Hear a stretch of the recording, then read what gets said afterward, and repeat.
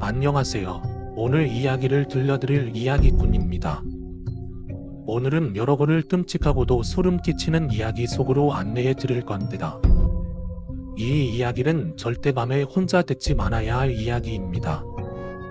버려진 집, 떠도는 유령들, 그리고 이 세상과 저 세상 사이에서 갈 곳을 찾지 못한 영혼들의 이야기입니다.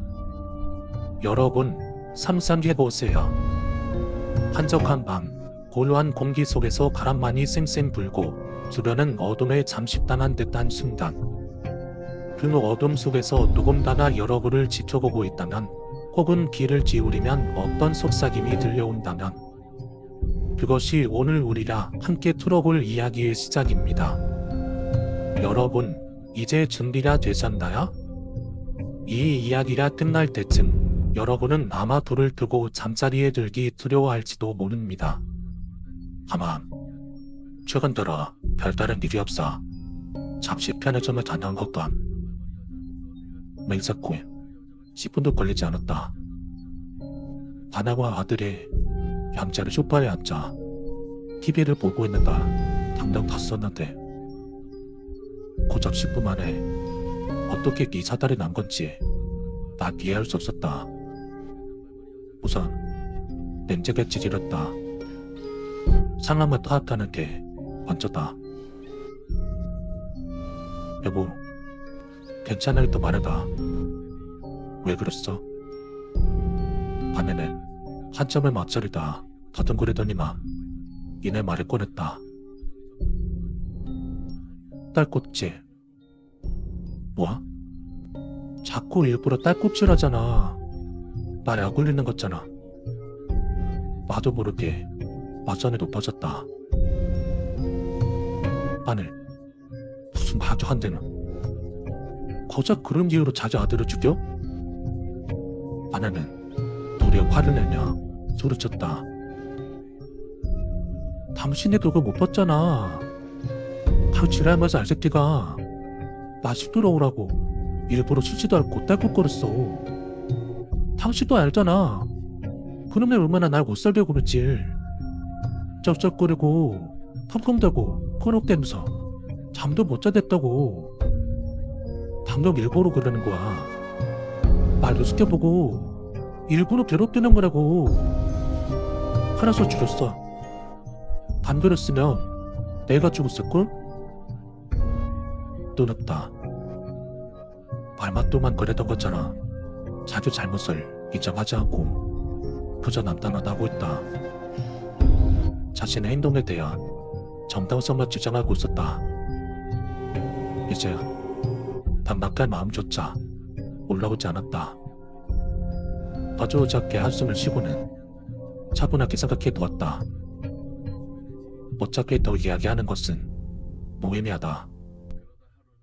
온전치 못한 아내에게 윽박지르봤자 상황을 되돌릴 수는 없었다. 중요한 것은 이제 듣다. 내가 어떻게 할 것이냐 했다.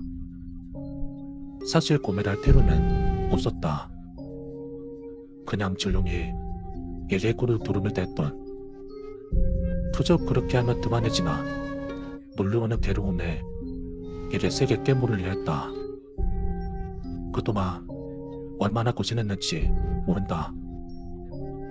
자다가도 벌떡 일어나서 스탠드를 휘두르며 고함을 지르대는 아내를 도티라느라 잘 나가던 직장도 관두었던 연봉의 절반도 안 되는 시주님 재택근무만 하고 있었다. 세만은 쪼들리는데 병원 뒤에 낙값새 잠도 설치고 화장실도 맘대로 못 가면서 내 순간순간 불안했었다. 하지만 그럼에도 아내는 그 모든 것을 내 탓, 아들 탓, 그리고 죄던 모든 것을 탓으로 돌리며 심지어는 자신의 짓이 아니라며 모든 잘못을 내게 떠넘기라 했었다. 그 억지 왔다쟁을 전부 닫아내며 오로지 우리 가족이 행복하기를 바라며 그렇게 좋게 살도록 버텼건다. 결국에 이런 최악의 결과만이 남았을 뿐이었다. 갑자기 아내다. 너무도 미워졌다.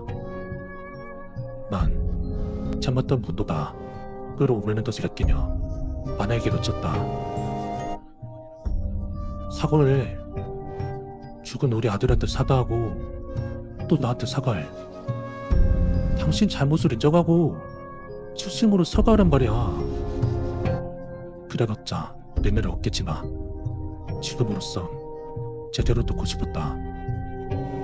아내가 사과만 한다면 이 감정을 온두르고 다시 시작해볼 수 있을 것 같았다. 내가 뭘 잘못했는데 이건 다 당신 때문이야. 저 외새끼가 당신 닮아서 저렇게 멍청하고 추잡다고 지뢰받았던 거야. 당신은 날 자꾸 부족하고 내 숨통을 조르니까 살 수가 없었어. 그러니까 다 당신 때문이야. 난 아무 잘못 없다고. 또다. 또 저 소리. 머릿속이 멍해졌다. 지금의 아내가 정상이 아니라는 건 잘 알고 있었다. 당신을 당신은 죽인 거야. 당신은 매일 날 괴롭히고 때리더니 결국 착한 우리 아직까지 죽인 거야. 당신은 살인자야. 방망아도 살인자. 바깥 쪽으로 외치는 아내를 보며 한숨을 쉬었다. 책임 전가를 넘어서 다시금 자신의 저지른 짓을 부정하고 있다. 머리가 아파왔다. 우선 진정하자. 진정하고 내가 해야 될 것을 찾아보자. 이대로라면 정말 무슨 짓을 벌일지 모른다. 난 아무런 대답 없이 조용히 뒤돌아 전화기를 꺼내 경찰에 신고했다. 성호가 있었습니다. 벌려주세요. 네, 부탁드립니다. 착잡한 마음으로 전화를 끊었다.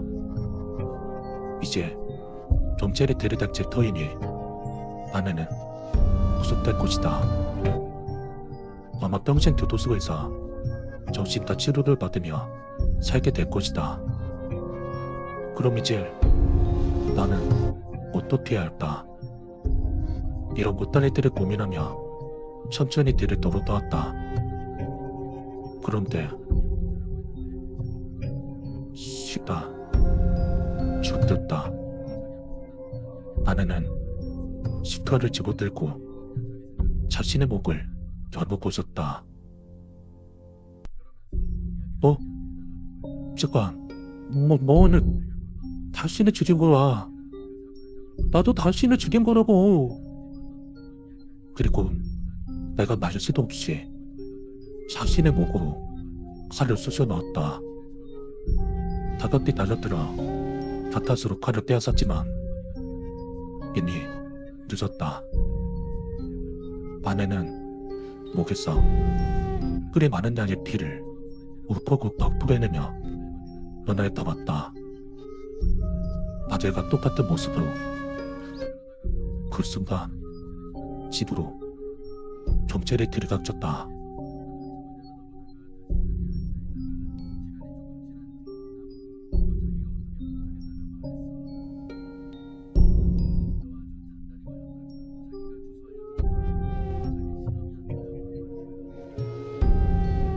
그렇게 된 겁니다. 전부 옥매라고. 전 아내와 아들을 죽이지 않았습니다. 정서적으로 불안정한 아내가 지 아들을 죽이고 자살한 겁니다. 형사의 반응은 시변동했다. 난 다급히 덧붙였다. 오해할 만한 순한 일은 건 이해합니다. 하지만 조금만 조사해보면 분산하실 수 있을 거예요. 제가 혼자 아닙니다. 여전히 형사는 기대만 듣지 않는다.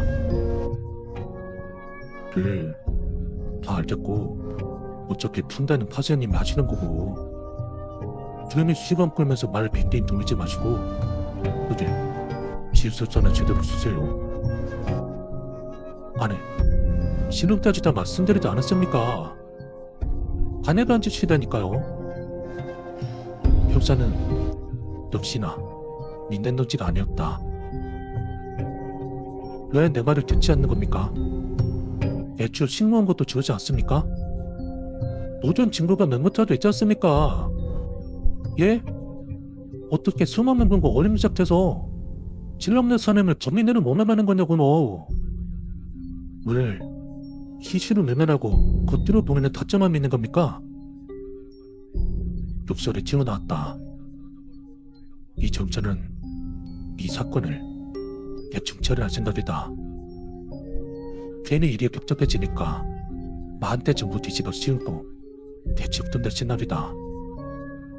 춘담한 기분이 들었다. 어떻게 해야 할까? 저 그만하시고 피해서 쓰세요. 시간 충분히 들을 테니까 최대한 소세할게. 형사는 짜서 만다는 뜰 내게 쏘아붙이며 종이를 내밀었다. 그런 답답하네. 고개를 숙이다. 그때 목도알미가 쭉 떠서는 것을 내켰다. 나 순간적에 짜증나는 소리에 천천히 고개를 들었다. 딸톱째, 이 미친 개수새끼는 날 못 믿는 것도 모자라 일부러 날 열받게 하려고 딸꾹질 소리를 내고 있다. 터져 나오는 분돈에 손에 들고 있다 볼 때네 쫙벽 힘이 들어가기 시작했다.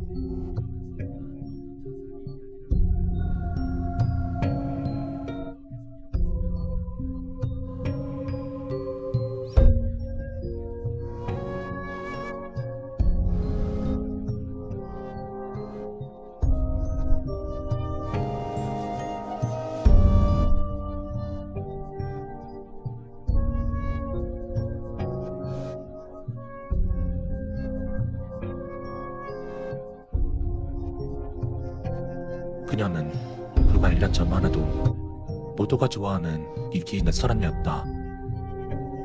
뛰어난 외모에 착한 시장을 가지고 있어서 그런지 언제나 그녀의 집안은 지구돈을 가득했던 그녀에게 고백했던 남학생들의 수도 열 손가락으로 셀 수 없을 정도였다. 하지만 그건 어디까지나 1년 전 과거의 일이었다. 길다나 길고 짧다나 짧은 그 1년이라는 시간 동안 그녀의 사나는 정반대가 되어 있었다. 그녀는 언젠가 그따인지 우리 반은 엉따가 되어 있었다. 여전히 뛰어난 외모에 또 여전한 착한 식상을 가지고 있었고 남에게 피해를 주는 일 따윈 한 적 없었다. 하지만 문제는 그게 아니었다. 그녀는 신체 도학당에 걸린 판자라는 자녀였다. 둘 사실을 그대로 따로 만들고 있었다.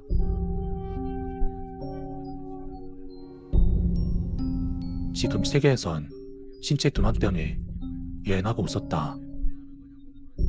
어디서부터 시작되고 어디서 끝날지도 모르는 그 비염은 무서울이 많든 계속해서 퍼져가고 있었다. 가난되는 원인도 정도도 모르고 치료 방법도 모르다. 이병에 걸린 사람은 마치 장애인처럼 몸에 어딘가가 불편해진다는 것이 세상이 아는 전부였다.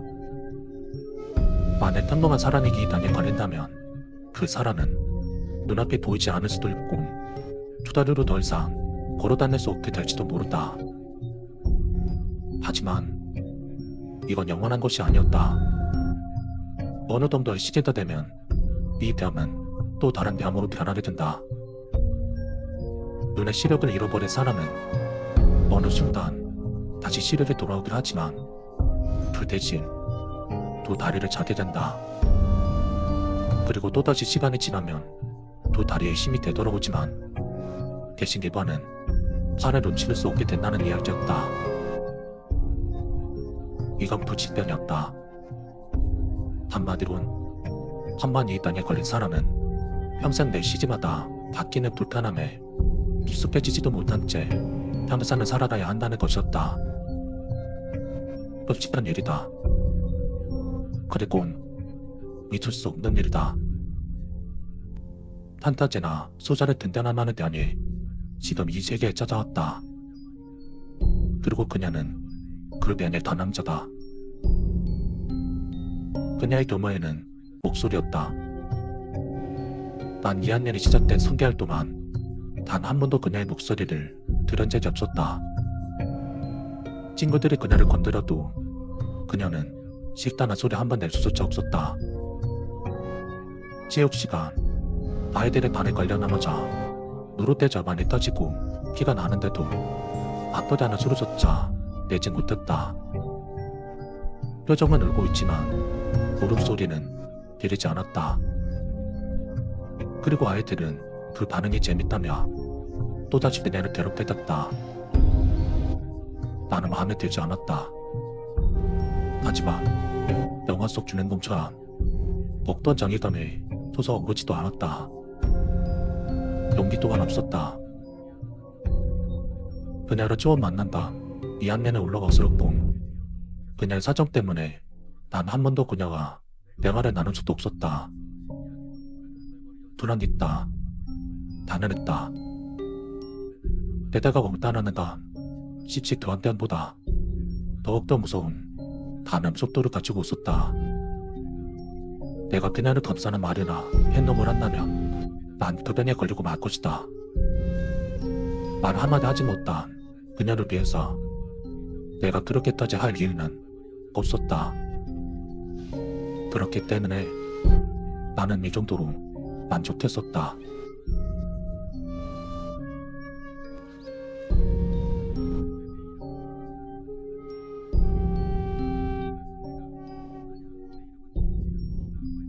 내가 처음으로 그녀와 대화를 나눈 건 아니, 내가 비슷한 걸 나눈 건 점합시간 때 반 남아쓴 냉면에서 물에 과자를 닦고 그녀에게 성희롱을 했던 날로부터 며칠이 지난 후였다. 타투 수업이 모두 끝나고 집으로 가는 길, 난 그대를 만났다. 그녀는 학교 밖에서도 고개를 턱 숙인 채 바닥을 보면서 걷고 있었다. 처음에 그는 무시하려 했다. 나를 건너갔자 대답도 못하는 버거리에게 어떻게 다가가려 한단 말인다. 무시하는 게 말로써 더 이득이다.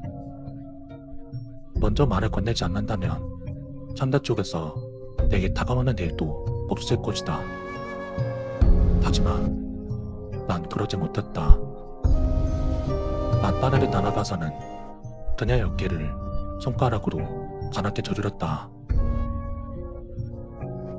그러자 그녀는 화들짝 놀라서 뒤를 갈아놨고 난 2학년이 되고 나서 처음으로 그녀 얼굴을 마주했다. 눈을 마주치는 건 아마 처음이었을 것이다. 화들짝 놀라는 그녀와 반대로 주변은 다소 조용했다. 목소리가 나오지 않기 때문에 깜짝 놀랐을 때에도 소리가 나오지 않는 건 당연한 일이었다. 내 얼굴을 확인한 그녀는 내가 같은 반 학생이라는 사실을 다 알아차렸는지 불안한 표정을 지었다. 내가 자신을 괴롭힐 거라고 생각했기 때문이다. 난 어떻게 반응해야 될지 몰라서 손바닥을 들어올려 위자하는 포즈를 취하는 말했다. 안녕. 내 인사를 받은 그녀는 당황한 표정을 짓더니 이내 손바닥을 들어올리며 입을 움직였다. 분명 입은 움직였지만 소리는 나오지 않았다. 난 다닥게 웃으며 천천히 발을 움직였다. 여자가 나란히 걷는 것은 상당히 오랜만이었다. 물론 상대는 벙어리가 아니었다면 더욱더 멋진 분위기였겠지만 말이다. 오늘 이 길로 다녔어? 처음 보는 것 같은데. 따뜻한 분위기가 싫어서 내가 먼저 입을 열었다. 그러자 그녀는 고개를 저으며 바닥에서 노트 한 장과 펜을 꺼내 들고는 열심히 무언가를 적어가기 시작했다. 이윽고 그녀는 펜을 멈추더 나에게 노트를 건넸다. 아니, 원래는 뒷길로 가는데 오늘은 애들이 그쪽으로 간다는 말을 들어서. 걔네들? 그러자 그녀는 내가 말하는 상대가 누군지 알고 있다는 듯 실컷 고개를 끄덕였다. 이리로 쭉 가는 거야? 그녀는 내 손에 노트를 다시 건네갔고 또 펜을 움직이기 시작했다.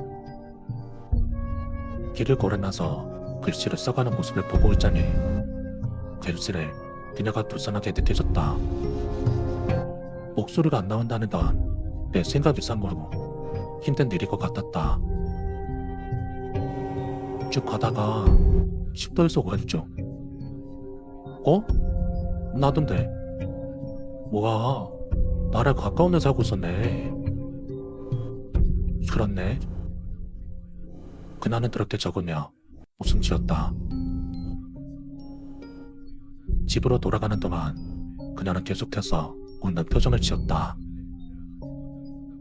그녀가 웃는 걸 보는 건 처음이었다. 언제나 시무룩하고 어조군 표정만 짓고 있었는데 지금은 그와 정반대였다. 1년 전만 해도 언제나 이런 표정을 짓고 있었을 것이다. 친구와 대화하는 뒤 오랜만이라 그런지 펜을 움직이는 그녀의 손은 꽤나 깊던 것처럼 느껴졌다. 그 밖에도 우리는 여러 가지 이야기를 나눴다. 아무래도 하고 싶었던 말들이 잔뜩 쌓여 있었던 것 같았다. 시시콜콜한 이야기를 주고받으며 집을 도착하고 보니 그녀와 나는 꽤나 가까운 적지에서 살고 있었다. 잘 가. 내가 이렇게 말하며 손을 흔들자 그녀도 웃으며 손을 흔들었다. 그리곤 글씨로 가득해진 노트 구석에 뭔가를 적더니 내 쪽을 향해서 들어올렸다. 그 노트엔 잘 가, 나는 두 글자가 적혀 있었다.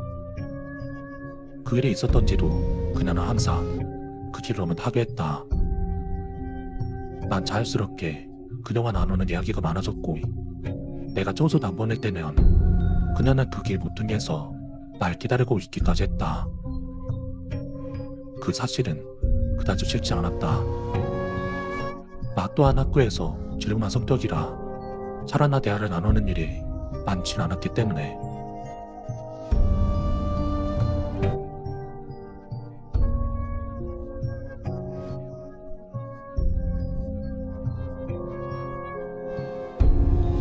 그런 할복길을 한 달 정도 지나자 그녀는 반에 스케치북을 들고 나타났다.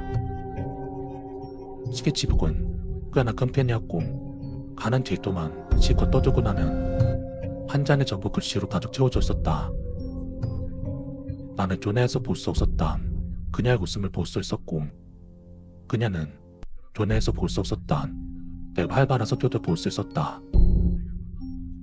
나는 그녀와 더욱더 친한 사이가 되었다. 한나는 바로 집에 가지 않고 같은 곳에서 계속 돌며 서로의 이야기를 한 적도 있었다. 그리고 그녀와의 대화가 진행되면 될수록 난 그녀의 목소리를 듣고 싶어졌다. 반면 이려는 어느 정도 시기가 지나면 다른 내용으로 변한다. 그러면 분명히 또 다른 장애를 앓겠지만 목소리는 도마일 것이다.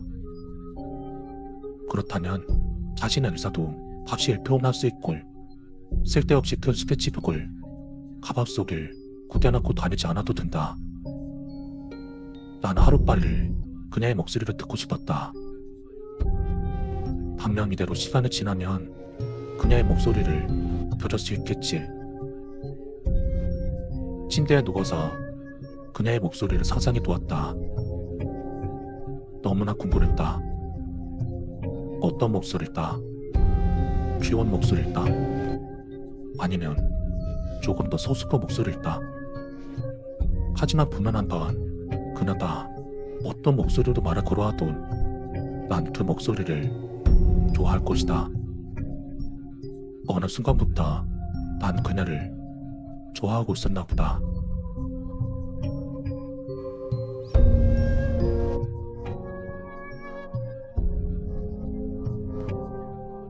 목소만이었다.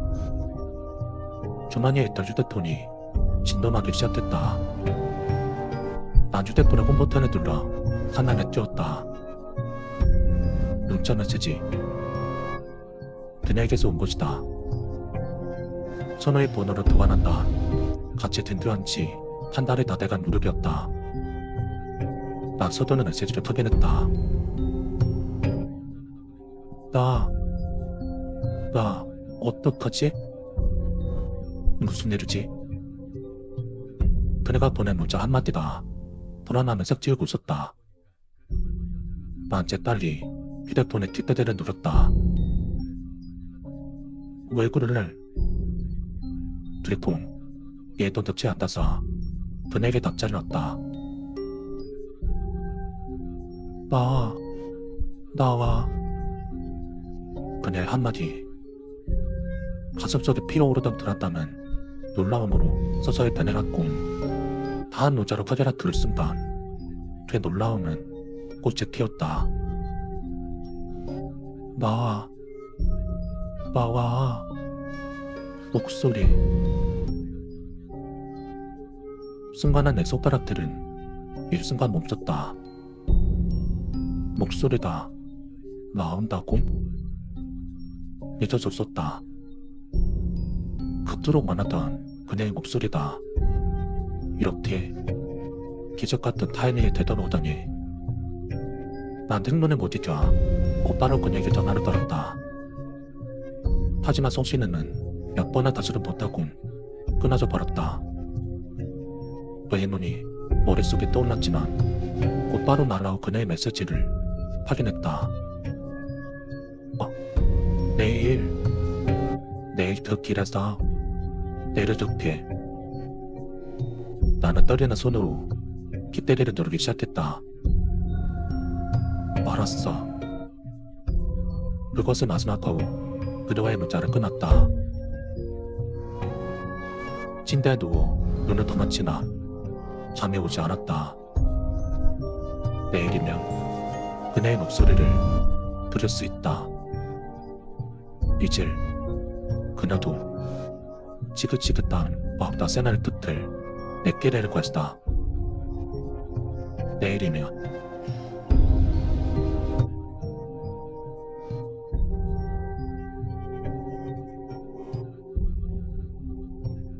내가 이렇게 그녀를 좋아할 때가 당년 몇 달 전만 해도 그녀와 나는 아무런 상관이 없는 사내였다.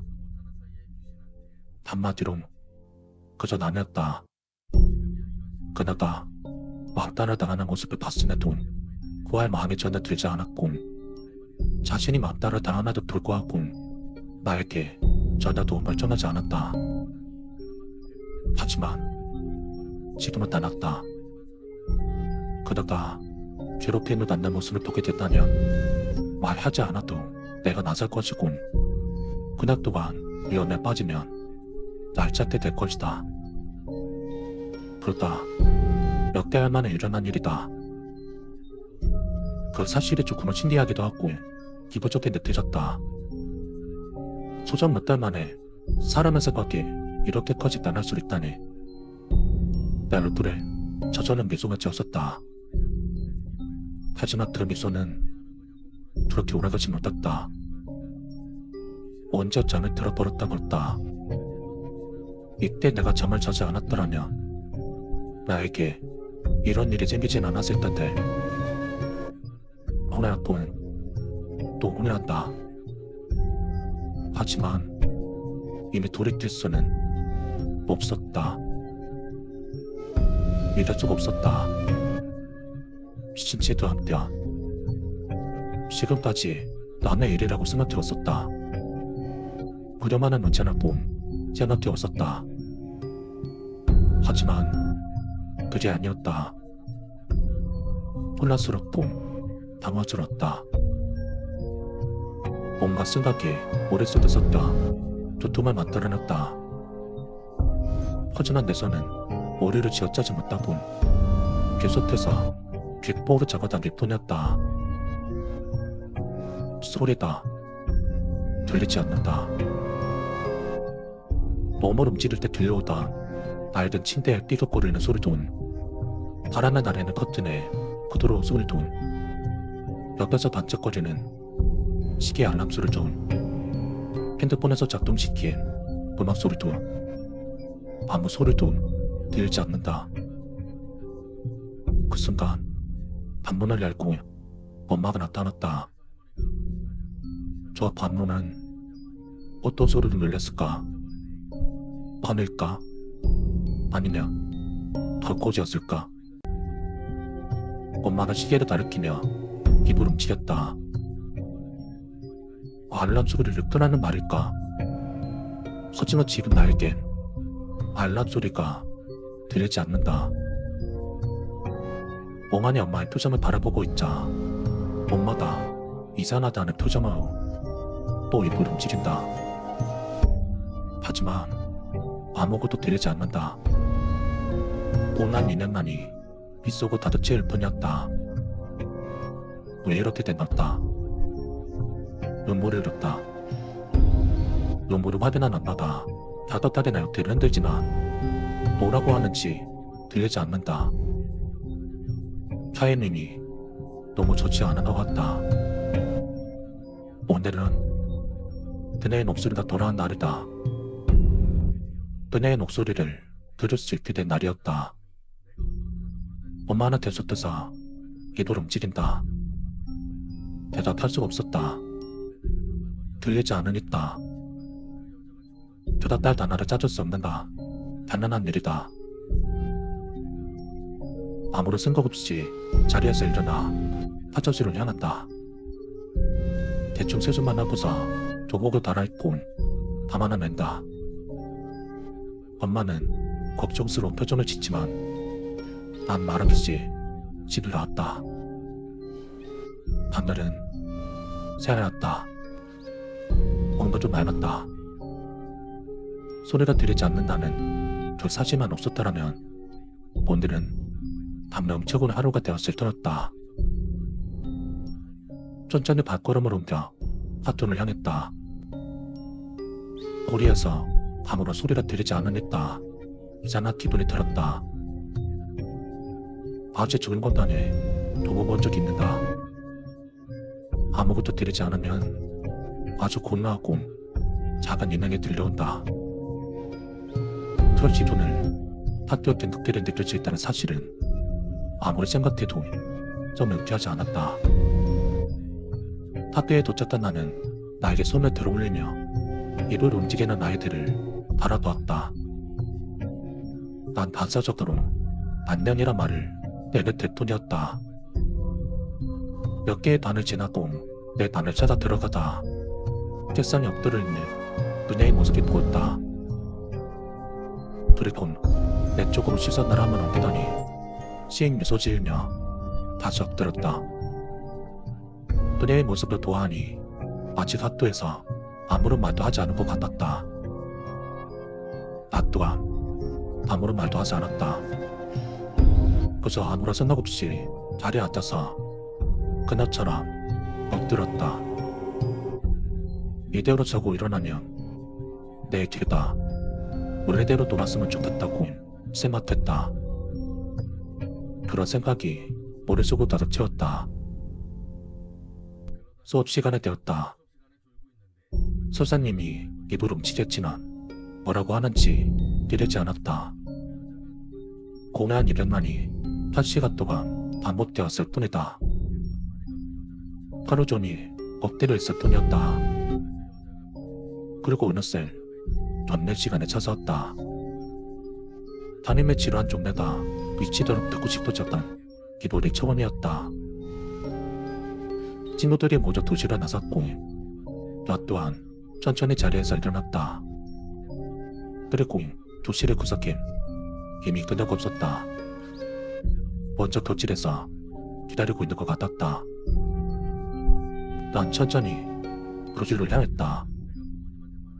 그녀에게 난 무슨 말을 해야 될까? 그저 아무 일도 아닌 듯 미안, 너 소리가 안 들려 라고 해야 될까? 아니면 먹을 거 분해서 어떻게 해야 되냐고 물어봐야 될까? 들려오는 소리는 없었지만 하루 종일 내 머릿속은 너무도 시끄러웠다. 금방이라도 터져버릴 것 같은 두통은 계속해서 나를 괴롭혔다.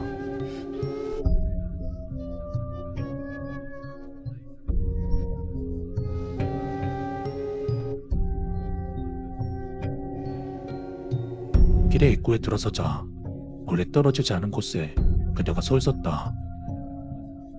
깊숙한 모습이었다. 몇 개월 떠나 나왔다.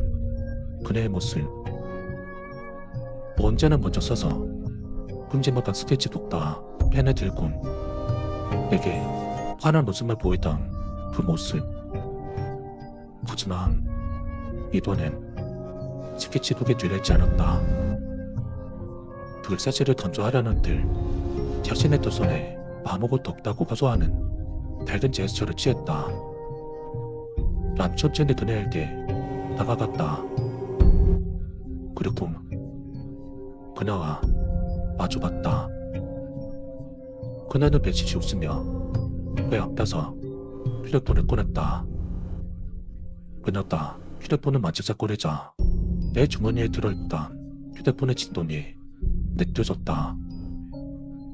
난 휴대폰을 꺼내 그녀에게서 온 메시지를 확인했다. 목소리 들려줄까? 그 문자에 눈물이 나올 것 같았다. 소리를 들을 수 없다는 사실보다 그의 목소리를 듣지 못하겠다는 사실이 더 셋도리 다가왔다. 맞벌리는 손으로 휴대폰을 큐까지를 눌러서 그녀에게 메시지를 보냈다. 그녀는 내가 보낸 메시지를 확인하더니 씩 웃으며 내 두 눈을 가렸다. 그리고 그렇게 예보의 시간이 흘렀다. 서서히 손을 내린 그녀는 또다시 돈을 만져서거리며 나에게 메시지를 보내왔다. 어때? 눈에서 눈물이 흘렀다. 그러자 그녀는 당황한 듯 입을 움직이며 내 얼굴을 살폈다. 들리지 않았다. 단명치던 그녀가 나에게 말을 했겠지나 전혀 들리지 않았다. 빗속은 계속해서 작은 인형이 채우고 있었다. 난 천천히 입을 움직였다. 목소리 예쁘네. 난 분명 그렇게 말했지만 내 목소리가 나에겐 들리지 않았다. 하지만 그녀는 내 목소리를 들은 듯 미소를 지어보았다. 그러나서 계속 집을 움직였다. 듣고 싶었다. 그녀의 목소리를. 뭐가 그리 깊은지 그녀는 미소를 지으며 계속해서 입을 움직였다. 나는 또다시 입을 열었다. 천천히. 그리고 별일 아닌 듯이. 사실 소리가 안 들린다. 그러자 그녀를 터져나서 미소가 사라졌다. 그녀의 머릿속은 어떤 대답을 해야 할지 찾고 있는 것 같았다. 하지만 그녀는 대답을 찾지 못한 듯 멍하니 날 바라보고 있을 뿐이었다. 그저 멍했다. 귓속에 들려오는 고매한 이 목소리를 배려하며 마사나 나와 그녀는 아무런 말 없이 서로를 바라보고 있었다. 그러다 그녀가 천천히 입을 열기 시작했다. 그녀의 입모양은 아주 또박또박했다. 들리지 않아도 알 수 있었다. 그건 괜찮아 였다. 그러더니 자신의 가방을 이리저리 뒤지기 시작했다. 그리고 내 눈앞에 들이민 것은 다름 아닌 스케치북이었다. 이걸 왜 붙들고 다녀? 내가 묻자 그나는 주머니에서 펜을 꺼내더니 스케치북에 이래저래 적기 시작했다. 그냥 이거 아직 반 정도 넘었어. 내가 이거 반 채우고 나서 돌아왔으니까 이거 다 채웠을 때 너도 괜찮아질 거야. 스케치북에 하얀 도화지를 바라보며 나는 살며시 웃음 지었다. 뒤에서 들려오는 건 비명 소리가 좀 보였지만 나도 확실히 그날 목소리를 들을 수 있었다. 그건 내가 생각했던 것 이상으로 귀엽고 소숙하고 아름다운 목소리였다. 10대 때였다? 이번엔 그녀가 나보다 앞서가였다. 난 그녀의 뒤를 따라 걸었다. 그리고 어째서나 그녀가 왼쪽 다리를 잔다는 사실을 알 수 있었다. 목소리를 되찾은 대신 다리가 많이 아픈 정도다.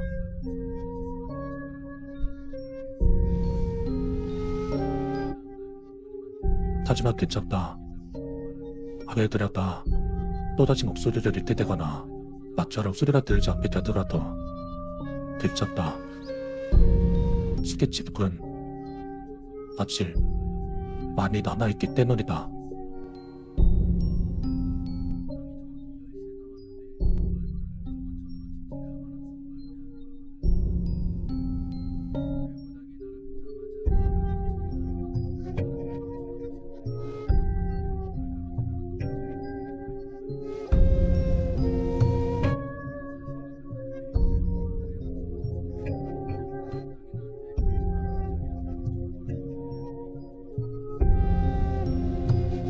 나쁜 짓을 하고 있다고만 생각하지 않는다. 단지 창밖을 망원독으로 보고 있을 뿐이다. 대체 제비를 보거나 하는 데 아니니까 괜찮지 않은가? 언제부터였을까? 이따금치 반응하지 않을 때면 아파트 베란다에서 멍멍경을 통해 반 건너편의 번화가를 바라보곤 한다. 반응증 같은 것은 전혀 없었지만 어느덧 이곳은 습관이 되었고 지금은 나의 가장 큰 즐거움이 되었다. 퇴근길의 회사원들, 술에 취해 소란을 피우는 대학생들, 열대과처럼 울긋불긋하게 차를 빈 여자들, 여기저기서 고개를 내대는 호객꾼에 어째서인지 깊은 밤 혼자 어슬렁거리는 학생까지 정말 별거 없는 어지러운 광경일 뿐이지만 그것을 보고 있으면 이상하게 재밌다. 어쩌면 수족관 속 물고기를 보는 것과 비슷한 기분일지도 모르겠다. 상에 불을 켜놓으면 내가 망원경으로 보는 것이 보일지 모르기 때문에 관찰을 할 때는 방에 불을 꺼놓는다. 어둠 속에서 베란다에 나가 혼자 술을 마시며 망원경을 들여다본다. 다른 사람들이 보면 기분 나빠하겠지만 지금 나에게 이 찐이를 그런 생각은 전혀 없다.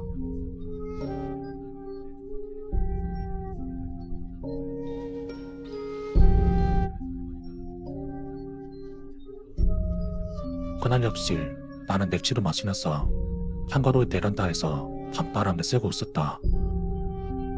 어느덧 시간이 꽤 늦어졌지만 종종 사람들을 지나간다. 오히려 재미있는 것을 볼 수 있는 시간대는 대체로 사람들의 원내가 줄어드는 심야 시간이다. 술에 취해 싸워대는 것은 몇 번씩이나 터졌다. 캔만은 어떤 남녀가 객진 틈 사이에서 야릇한 내일을 하고 있었다. 그리고 멀리서 봐서 싫지는 않지만 칼 같은 것을 숨내든 얇은 목재는 노숙자다. 같은 것을 몇 번이고 반복하는 것을 보기도 했다. 하지만 그날 내가 보고 있던 것은 반치에서 별이 기댄 채 정신을 잃은 점점 차리는 남자였다. 내가 처음 베란다에서 나왔을 때부터 계속 거기 앉아 있었다. 솔직히 방음벽으로 쳐다보고 있을 만큼 재미있는 사람은 아니었다. 그저 정체는 잃고 가만히 앉아있을 뿐이었다. 초강하려니 당치한다 한들 멀어지진 않을 테니. 난 맥주 한 끼만 더 마시고 밤으로 들어가 잘 쓰나지였다. 그런데 맥주를 들고 돌아오자 주저앉은 남자 주변에 맥락에 사람이 서 있었다. 언뜻 보고서도 무언가 외우다는 듯해진다. 마음속을 들여다보자 나는 외워가는 정체를 알 수 있었다. 남자를 둘러싸고 있는 것은 일치운의 단일 똑다스친의 어린 아이였던 것이다. 모두 3명. 멀어서 자세히 보이진 않지만 아마 사내아이가 두 명이고 여자아이가 한 명인 것 같았다. 아무리 심하라고는 나도 종종 이 시간대를 아이들을 본 적은 있다. 하지만 보고서도 혹시 아이들만 3명 있는 것은 누가 봐도 비정상적이다. 아이들을 소리치지 않는 아버지를 빠져나왔나 생각도 해봤지만 지금 시간은 새벽 3시 말이다. 절대로 잊힐 수 없는 일은 아니지만 아무래도 단아성이 심각하다. 누가 계신 욕조에 있는 반면에 나는 계속 그것을 들여다보았다. 아이들은 남자를 둘러싸고 서로 이야기를 하고 있는 것 같았다. 그때 갑자기 사내아이 한 명과 여자아이다 남자아이가 다가간다. 마치 짐을 옮기는 것 같이 대충 남자아이 한 팔을 잡고는 엄청난 속도로 질질 틀며 냈다 달리기 시작했다. 어안이 벙벙해진 내 시야에서 그들은 남자가 사이 건물 틈으로 사라졌다. 아무리 두만이라 해도 그 나이대의 아이들이 걸음을 그렇게 빠르게 끌고 가실 수는 없다. 아니, 성인이라고 해도 힘들 것이다. 마치 꿈이라도 꾸는 기분이었지만 마음속 너머로 꿈이 아니라는 듯 남아있는 한나의 사내아이다 보인다. 아이는 방금 전까지 남자가 앉아있던 것 같아서 가로등 불빛을 받으며 가만히 서있다.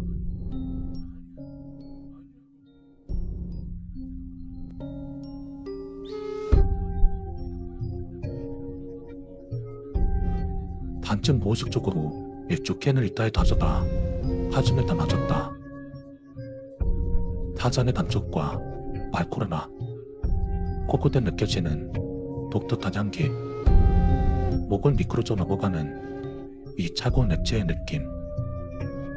모두 꿈이라고 생각할 수 없을 정도는 현실적이었다. 나는 마음을 가다듬고 땀에 젖은 손으로 망원경을 잘 적었다. 그리고는 그 아이의 얼굴을 확인하기 위해서 눈을 닫아댔다. 걸어든 아래에는 어느새 또 3명이 알던 모르겠다. 그리고 3명 모두는 이쪽을 보고 있다. 좀 더 적었기는 날 다 보고 있었다. 얼굴은 그림자가 져서 보이지 않지만 덕력 3명 모두의 얼굴줄은 내 쪽을 향하고 있었다. 만 고개 찔려 다자적으로 만원강에서 물을 떼고 일어선다. 육안으로 보는 한 건너편 가로등 아래에는 아무것도 없었다. 어떻게 된 것인지 혼란에 빠져 다시 망원벽에 눈을 뜬다. 무엇인가 움직인다. 극적으로 망원경을 옮기자 3명의 아이들은 어느새 간을 건너가 있었다. 그리고는 3명 모두 나 아파트 쪽으로 다가오고 있다. 걷는 모습들이 마치 기묘하다. 마치 사람의 가족을 뒤집어 쓰고 사람이 쳐 움직이고 있는 것 같이 부자연스럽다. 그리고 오싹할 만큼 빠르다.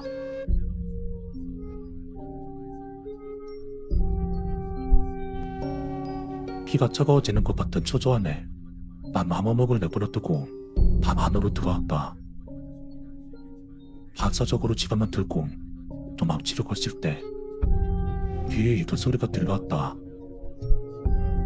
졸펑. 아파트 전문이 닥치는 소리다. 문 앞에서 돌처럼 굳어버린 내 귀에 계단으로 올라오는 여러 사람의 발소리와 마치 수많은 낙엽을 받는 것 같은 기분 나쁜 소리가 울려 퍼진다.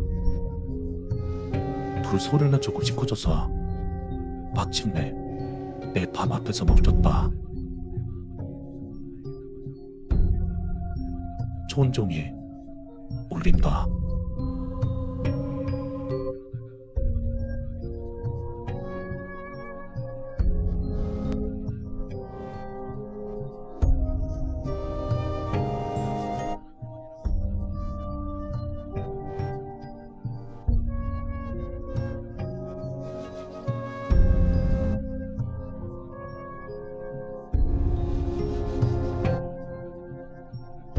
자취 안 했다.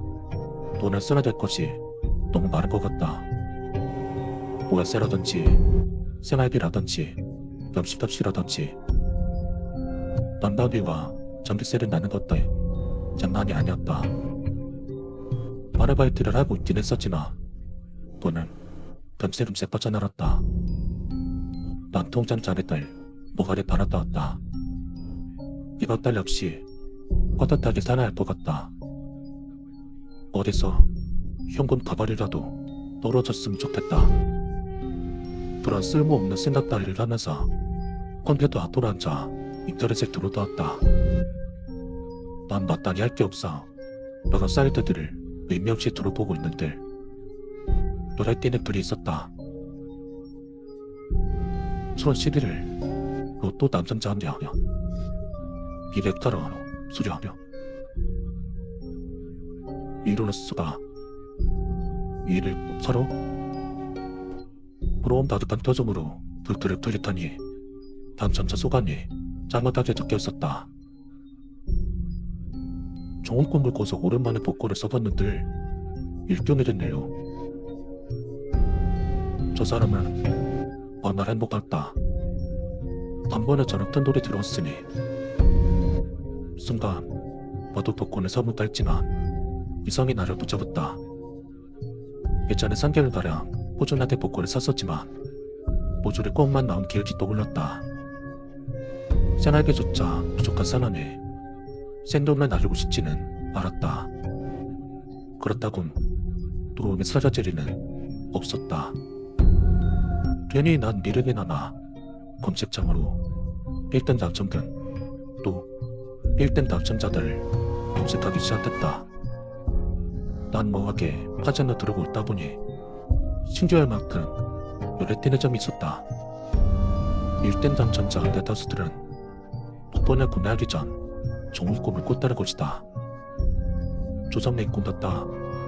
피엘리의 꿈, 또 돼지꿈까지. 꿈의 내용은 상당히 다양했지만 모두 비몽이라는 공통점이 있었다. 고작 꿈을 좋게 꿨다곤 1등에 당첨됐다는 것이 믿겨지진 않았지만 수면을 들뜨려보니 명확히 시래가 같다. 나도 좋은 꿈 하나 왔구나.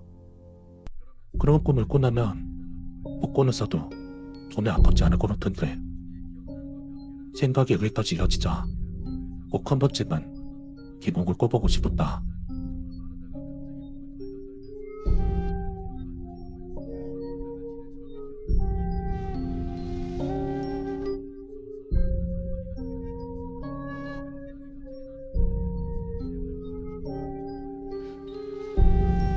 난 없이는 싶다. 인터넷에 기목을 꾸는 방법을 검색해보니 역시나 대다수가 헛소리거나 광고들 딸이었다. 그러다 그런 사람 글을 발견했다. 내가 찾던 글이고 같았다. 난 망설임 없이 클릭했다. 사람들을 꿈을 쉽게 읽는 경우가 많습니다. 기목을 꿨는데도 행운을 찾지 못하곤 말릴 때를 알면 모르자. 아침에 눈 뜨자마자 죽어서 꾸었던 꿈을 빛이 안들여 글로써 적어놓으시나 어떻겠습니까? 오늘만 만약에 기목을 꾸게 된다면 힘을 잡을 수 있을 겁니다. 단련한 말이었지만 신문이 이해가 있었다. 꿈을 기억하기만 한다면 언젠가는 기목을 꿀 테리다. 괜찮겠지만 기몸에 대한 호기심 때문에 앞번호나 어떤 꿈을 꾸는지 글로써 적어보기로 결심했다. 하지만 시간 넘길 하찮은 꿈만 꾸게 되었고 별다른 효과는 없었다. 그러다 그가 포기할까 생각이 들었다. 그날은 정말 특이한 꿈을 꾸었었다. 집에서 청소를 하고 있던 꿈이었는데 어디선가 불쑥 나타난 게 아니 말을 잘라 마구 찔렀다. 온 사단은 내 피로 뒤덮었고 나는 고통 속에서 몸부림을 치다 결국 죽으면서 깨어났다. 내가 태어나 이렇게 생생한 꿈을 꾼 것은 소원이었다. 난 곧바로 뒷다리 검색을 해보았다. 피 흘리는 꿈은 재물에 들어오는 기목입니다. 피를 많이 흘릴수록 좋습니다. 시끄러를 내릴수록 긍정적인 내용들만 하나도 나왔다. 추질로대가 기목을 꾸다니. 심지어 오늘은 복권을 치중하는 날이 오늘이었다. 왠지 좋은 일이 정말로 일어날 것만 같았다. 만약 복권에 당첨되거나 시내에 있는 가구도 갖다 바꾸려 했다. 입기껏 꼬리는 컴퓨터 떨적했다. 바꾸는 공점을 하다 보니 어느덧 아르바이트를 하러 갈 시간이 되었다. 그제야 마음이 현실로 돌아온다. 우리 학교에 집을 나오다가 고토하는 데 꽂혀있는 조개를 발견했다. 난만비와 정치색 꽃이다. 항상 학교 쓰기 때문에 큰 금액은 아니었지만 가진 나쁜 건 어쩔 수가 없었다.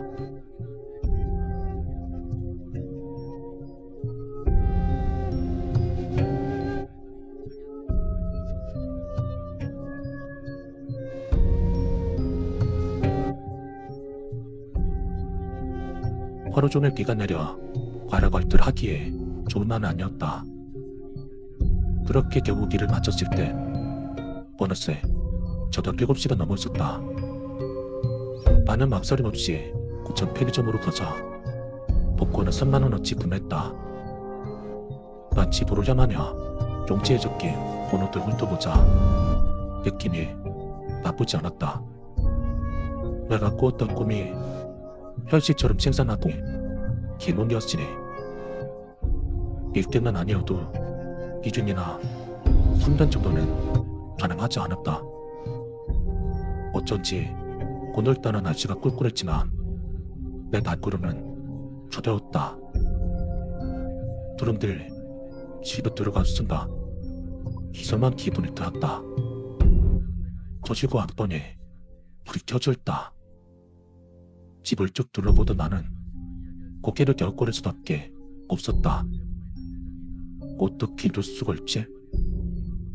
전기세 때문에 냉장고로 지르라고 항상 전기를 끊어뒀고 외출했는데 쉽게 말이 안 되는 상황이었지만 기멍을 꾸게 되어서 워낙 들뜬 때였으니 난 그렇게 생각하고 곧바로 TV를 켰다. 어제 취업 시간까지 20분 남은 상태였다. 마땅히 할 것도 없어 꾸었던 꿈을 인터넷에 다시 던지게 보았다. 역시나 좋은 내용들만 한가들이다. 내가 청소하는 것도 피를 흘리는 것도 괴한에게 죽는 것도 모두 기분이었다. 길태를 보며 두근거리고 있을 때 키친 방송을 시작했다. 그리고 결과는 모조리 꿈이었다.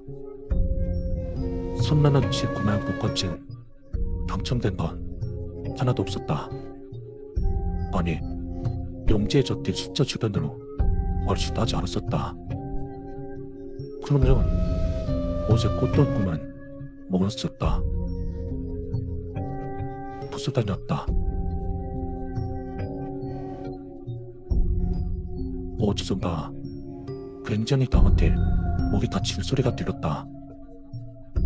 어찌나 소리가 컸던지 내 주변에서 들린 것만은 착각이 들 정도였다. 저치 오르칠이 뭘 저렇게 쓰리다는 거야. 깜짝 놀라서 한동안 중얼거리던 나는 다시금 복권 덩치를 바라보았다. 정말 맞을 게 하나도 없었다. 확인이라도 한 번 더 하고 싶다 기늘을 바라보았지만 피춘 방송은 이미 끝난 지였고 뉴스가 시작되었다.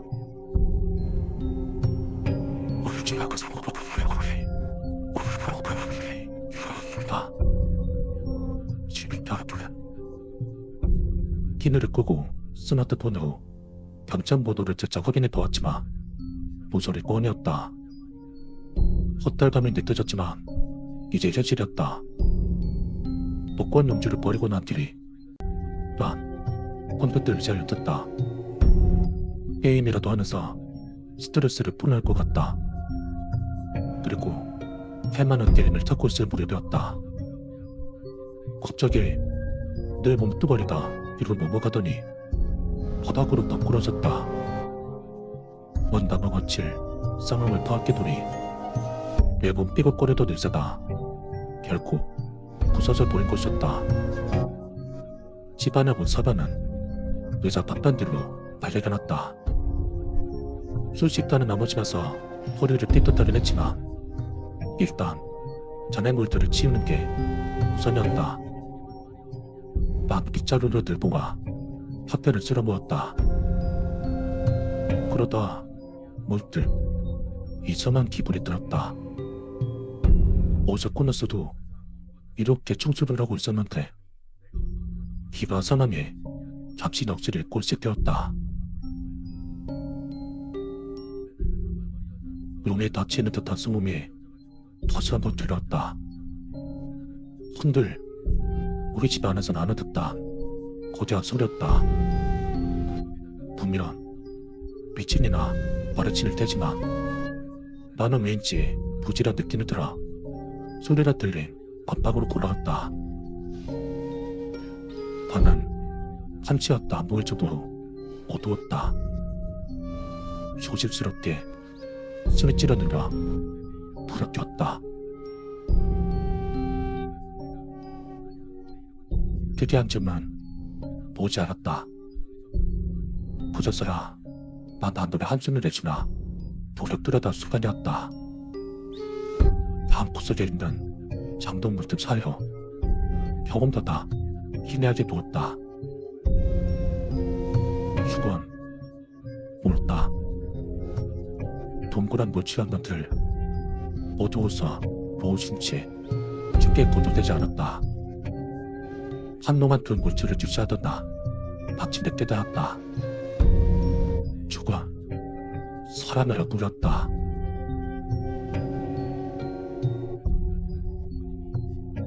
누군가가 정동원을 숨어서 나를 지켜보고 있다. 온몸을 소름이 돋았다. 현실을 부정하고 싶었지만 정체모를 사는가 싶은다. 분명 서로 눈을 마주치고 있었다. 그러던 내가 상처를 뒷걸음질을 치려고 뛰었다. 장롱의 문이 벌컥 열리더니 장발의 남성이 튀어나왔다. 손에는 기다란 풀을 쥐고 있었다. 나를 미친 듯이 날기 시작했다. 현관문을 거침없이 열어버리더니 계단을 잠깐 골다시피 빠져나왔다. 걔를 힐끔 누웠을 때 남성은 기괴한 표정을 지으며 나를 뒤로 웃었다. 난 뒤를 안 보고 서정없이 달렸다.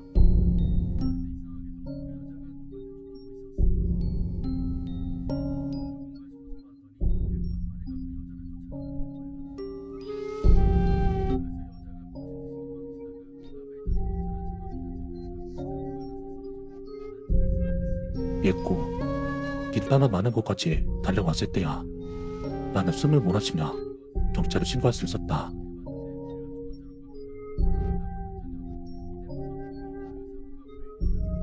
얼마 되지 않아 알게 된 사실이지만 저 남성은 살인범이었다.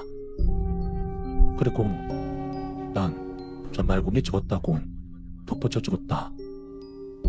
또 결정적인 신고를 했다면서 혈흔은 3천만 원까지 받게 되었다. 그때 내가 꾸었던 꿈은 정말 제 몸이었던 것이다. 하지만 이런 제 몸이라면 다시는 꾸지 않았으면 좋겠다.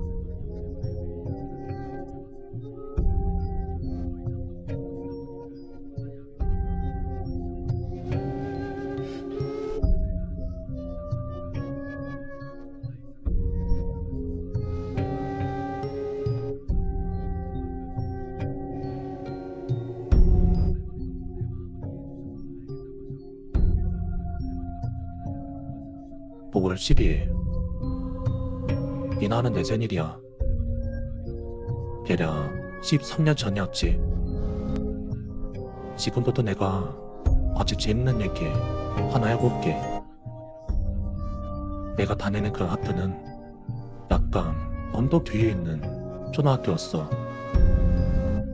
난 항상 활동하는 게 싫었어. 아니, 두려웠어. 그냥 매년하면 저런 그놈 때문이었거든. 잘 기억은 안 나지만 등교 시간은 9시 30분까지였던 걸로 기억해. 그럼 난 보통 집에서 7시쯤 일어나서 부모님과 같이 밥을 먹고 8시쯤이 되면 집을 나왔어.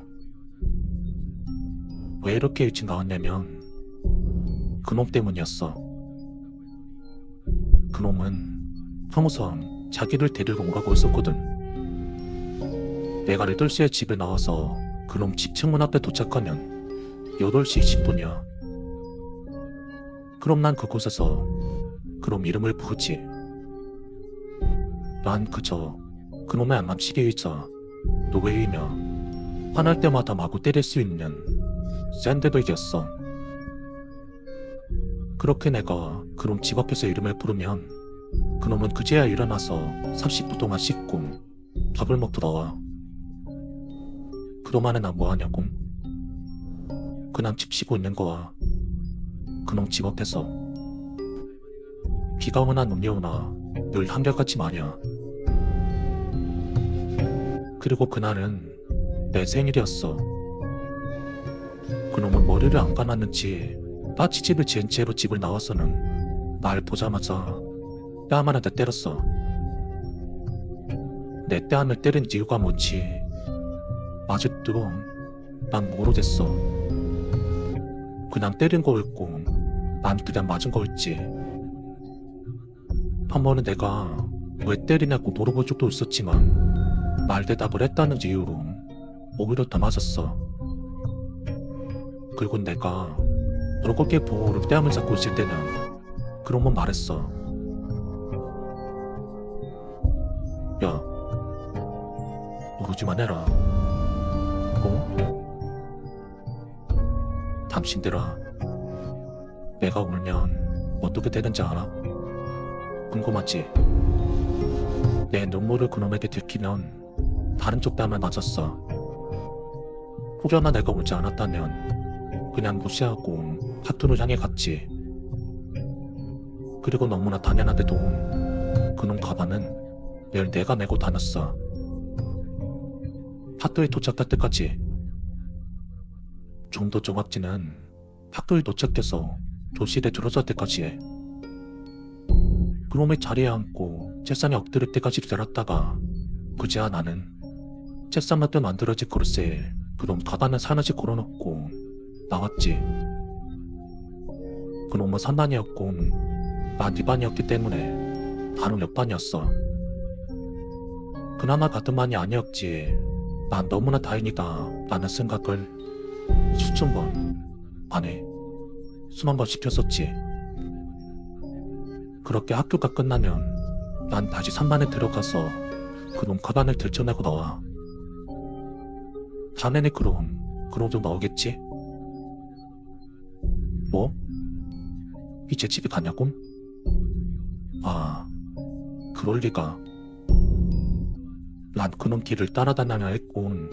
언제나 그놈은 학교가 끝나면 학교 앞에 있는 도식집에 들러서 자기 혼자 떡볶이와 오뎅을 먹어. 그동안 난 병씨처럼 분식집 앞에 서 있는 거야. 김치키는 개집기 마냥.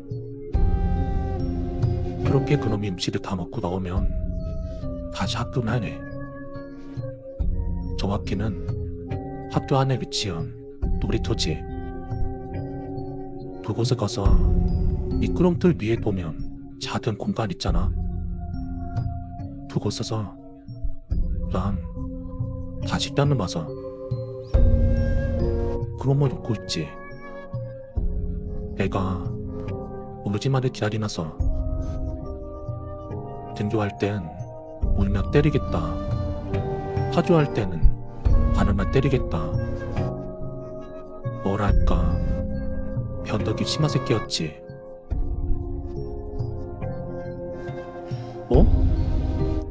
너 오늘? 너 지금 우는 거야? 내가 맞은 곳이 아파서 우는 게 아니야. 난 정말 서러웠어. 둘과 어린 나이에 서러운 전장을 다 느꼈어. 어렸던 내가. 이 새끼가 대체 뭔데 나한테 이런 짓을 하는 걸까? 또 난 왜 이 새끼한테 이런 수모를 당해야 하는 걸까? 대체 언제까지 이런 짓을 계속해야 하는 걸까? 이 생각을 학교 다니는 동안 하루도 빠짐없이 수천 번씩 해왔어. 방금쯤 생길 거야. 왜 소장님이나 부모한테 말하지 않았는지. 다른 친구도 있었을 텐데 하고 말이야. 그놈은 나한테 말했었어. 네가 다른 애랑 놀면 때릴 거고, 서진한테 꼰지르면 그때도 때릴 거고, 부모님한테 말하면 그땐 너네 누나같이 때릴 거라고. 그래. 지금 생각하면 참 무섭기도 하지. 하지만 그때 난 정말 무서웠어. 이 새끼가 날 정말 죽이시고 있다는 압박감에 시달려가면서 그렇게 살았다고.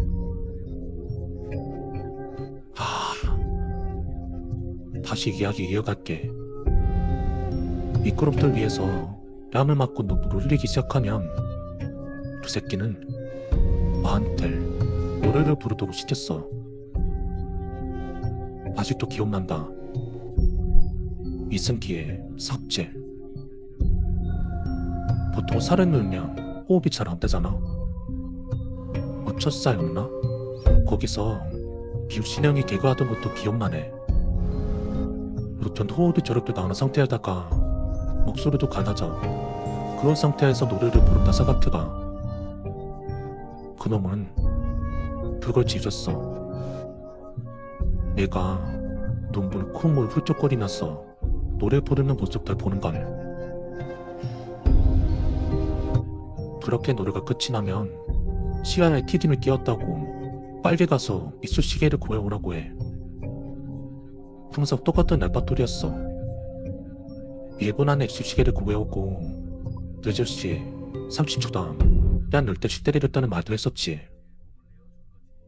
그때의 기억이 너무나 생생해서 난 도저히 잊을 수가 없어. 학교 언덕을 내려가면 왼쪽으로 커브를 돌면 사거리에 검사딱지가 하나 있었어. 난 그곳에 가서 쭈떡거리면서 주인 아주머니께 조식지를 물었지. 죄송한데요, 이쑤시개 하나만 가져가면 안 돼요? 라고.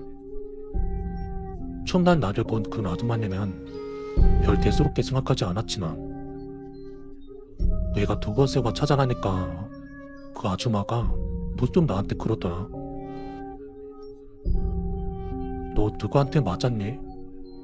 올 때마다 항상 오고 딸겨져가지고 몰았던 분 마냥 눈도 부어있고. 누가 괴롭히니? 난 여태 지금껏 후회를 한다. 차라리 그때 그 아줌마한테 말씀드리고 신고할걸. 부모님한테 전화라도 할걸. 그 자리에선 난 아무것도 아니라 말하고 나와버렸어. 그리고 내가 합던 오리도로 돌아갔을 때 그놈은 자기가 차고 있던 전자시계 타이머를 보여주면서 야, 쉴손 늦었다. 스무드 맞아야 할지. 그렇게 나 또 만난 거야. 사람을 괴롭히는 거? 가해자 입장에서 참 즐거운 일인 것 같다. 끊임없이 웃음을 제공해주잖아.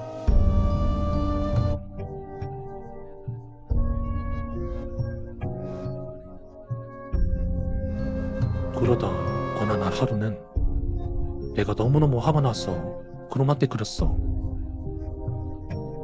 내가 이 인형이야? 내가 이 노예냐고. 병신같은 소심한 파나. 그러자 그놈이 그러더라.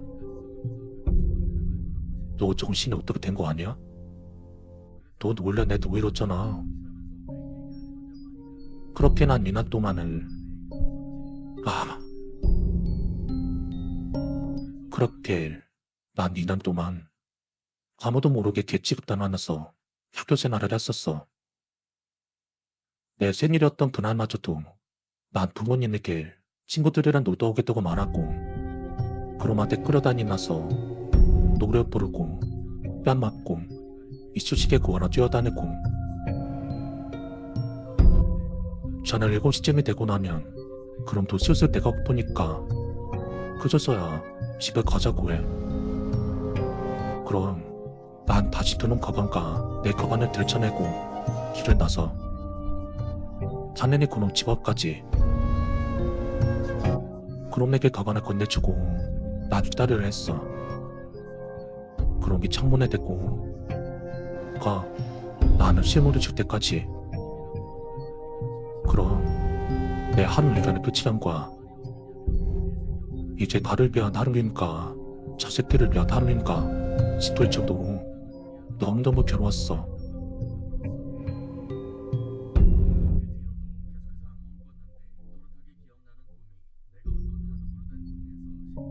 그놈 때문에 공부는커녕 어떻게 하면 저 새끼를 벗어날 수 있을까 하는 생각에 시험 또한 내고 나수 접수를 받았지.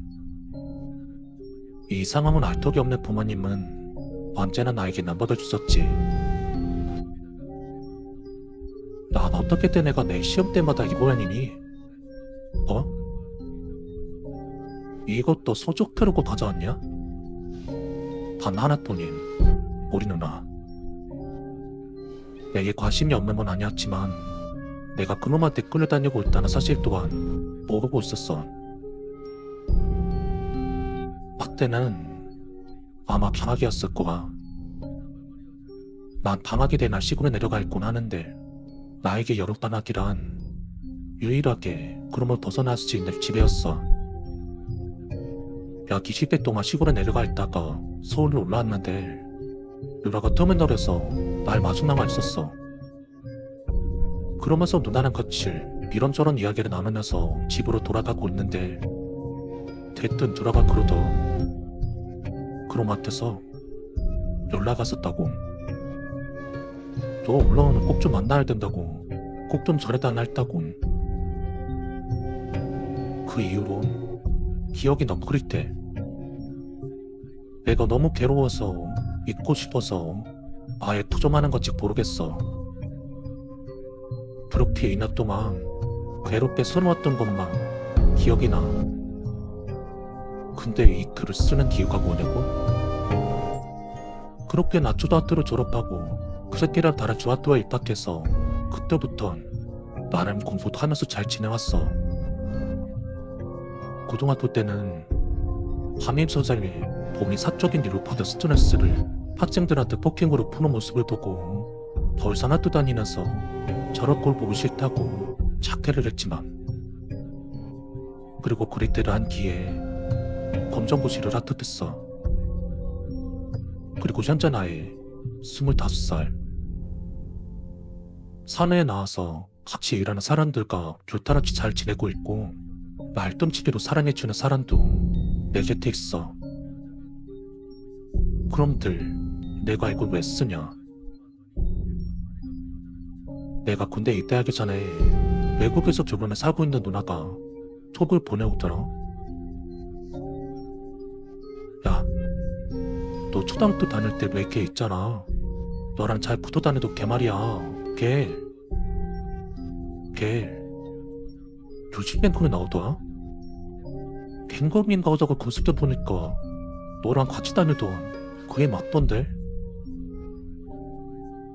이게 대체 무슨 소릴까? 난 그 새끼 있었다고 생각했는데 누나가 온 건 난 그 새끼 이름에 다시금 손에 따내나기 시작했고, 인터넷에 검색했더니 가수로 데뷔를 했더라고. 말도 그러고 거기가 또 한 번 내 땅을 치더라. 지금도 그 새끼 무대 나와서 춤추고 노래하는 거 보고 있는데 나도 그 새끼 볼 때마다 정말 이거 하나만 물어보고 싶고, 그때 나한테 왜 그랬는지, 그리고 그때 나한테 그렇게 못된 짓을 해놓고 당당하게 TV에 얼굴을 쳐내밀고 다니냐고. 그리고 거의 듣기로 중학교 때 일기장을 하면서 배들 툭 뜨고 다녔고, 이제 이야기가 끝났습니다. 여러분은 이 이야기가 진짜였다고 믿을 수 있나요? 어둠 속에서 두 염원들이 아직도 우리 주변을 떠돌고 있을까요? 아니면 그저 우리가 상상한 것일 뿐일까요? 여러분의 생각은 어떠신가요? 이 영상이 마음에 드셨다면 좋아요와 구독 버튼을 눌러주세요. 여러분의 생각과 이 이야기의 해석을 댓글로 남겨주시면 감사하겠습니다. 친구들에게도 이 무서운 이야기를 공유하고 더 많은 사람들과 함께 공포의 순간을 나눠보세요. 저는 어둠의 숨결의 이야기꾼입니다. 또 다른 소름 끼치는 이야기로 다시 만날 때까지 조심하세요. 그리고 항상 어둠 속에서 귀를 기울이세요.